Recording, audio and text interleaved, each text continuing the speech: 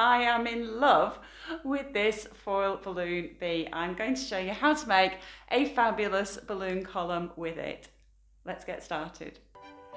So first of all, I always open the packaging by hand. I don't use scissors. I once made the mistake of using scissors to open the foil balloon packaging and I accidentally cut through the foil balloon. So you only need to do that once and you are forever educated of the pitfalls of doing that.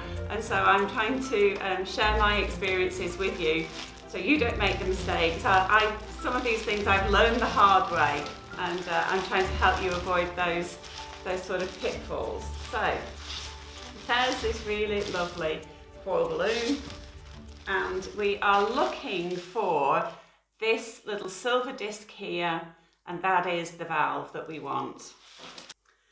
I've got a hand pump. I'm just going to insert the nozzle here and inflate. Try and find the opening. Sometimes on the Qualitex balloons it can be tricky to find the valve opening, so if you have a straw that can help you just find the opening, and there it is, and it just opens it up and you'll be able to inflate that now. So take your hand pump, just insert into the valve and inflate. So you can see at this point the body of the bee is starting to look inflated, but the rest of it isn't. This balloon is made up of separate chambers, and so we need to transfer the air from the body into the different chambers of the balloon just by lightly pressing. Just apply some pressure to the body and that will open up those chambers, and then we can continue inflating. So each time the body starts to look a little bit full, just press on the body and then continue to inflate. So at this point you want to be going quite slowly because we are almost at the point of being fully inflated. And I just want to check a few things. That still feels a little bit soft to me, just very slightly. So I think I just need to put a fraction more air in. You don't want to go and inflate too much, because if you do, you will pop the balloon. So the test I apply to see whether the balloon is fully inflated, so I just walk my fingers along the edge of the seam, and the balloon, it feels nice and full, and the balloon springs back into position.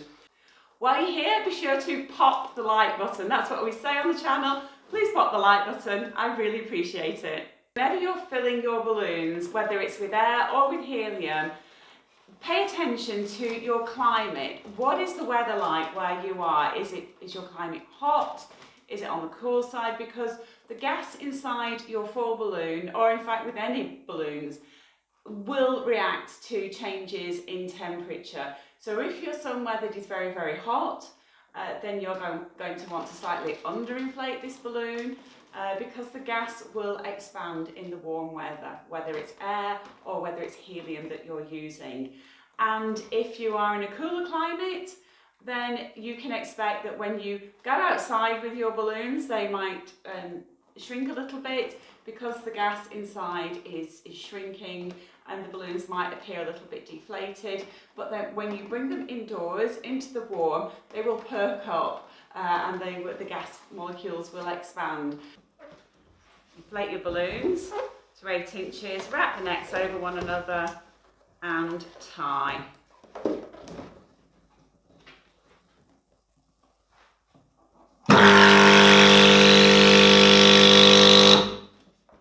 Round off slightly, wrap the necks over one another, wrap around a couple of times and tie.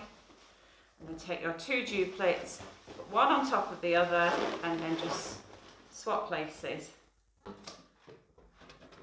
Just round them off, wrap the necks over, tie.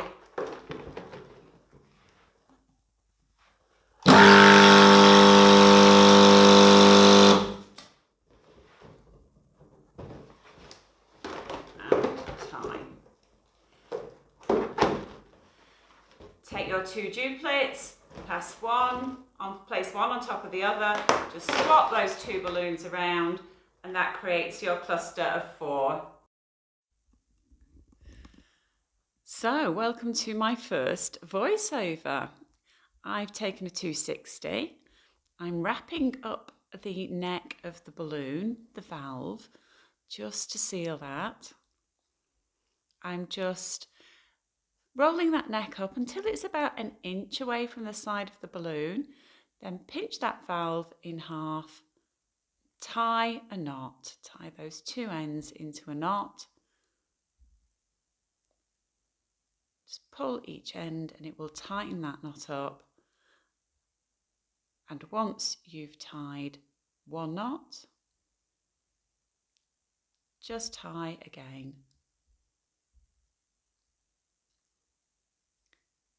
And that finishes off the balloon really neatly. Grab hold of the neck of one of those balloons in the base cluster, pull it up through the second cluster, right through the centre of that second cluster, and make sure that the balloons are slightly offset, that the top cluster is slightly offset. You don't want them in line like this. So just offset them, they will nestle together quite neatly. And then take that neck from the lower cluster and just wrap it around in a figure of 8 motion. We call this a figure of 8, where you're just wrapping it around the necks of those other balloons in that upper cluster. That just cinches everything together really well. I've now got a weight, a sand weight. If you need to know how to make a sand weight, check out the link in the description for my video on that. You can use a water weight. I've got a video showing how to make a water weight as well.